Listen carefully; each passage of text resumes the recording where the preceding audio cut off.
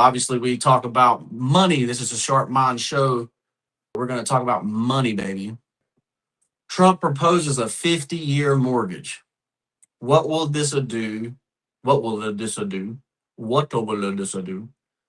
What will this do for the affordability of housing? What will this do for the affordability of housing? Obviously, everyone knows if you extend your payment out longer, if you get a fixed rate mortgage of 50 years compared to a fixed rate mortgage of 15 years or 30 years, you are going to have a smaller monthly payment. Obviously, right now, that's the issue with purchasing homes is the monthly payment. Basically, if the houses are going to be $400,000, $500,000, the payment's going to be $3,500.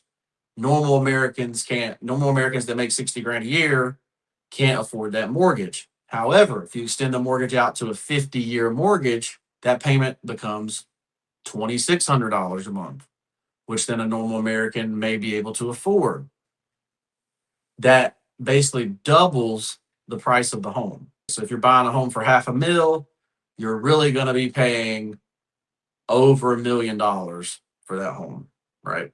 Is it a good idea? Term, it might be a good idea to pick up homes, on a 50-year mortgage, right? To me, then you refinance and down into a 30 or whenever, if interest rates drop, they're starting to decrease the interest rate. And when that happens, you're going to see the price of housing go up more, right? Because you're going to have increased demand. There is an increased supply currently, but the price of housing is staying steady because we're sitting at 30-year mortgages, right?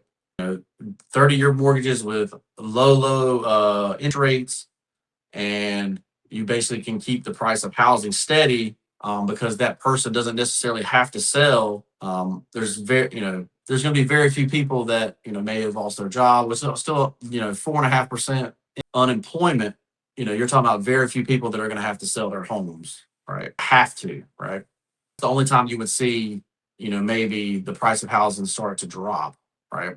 The way the price of housing is inflated, but is it an inflation here to stay?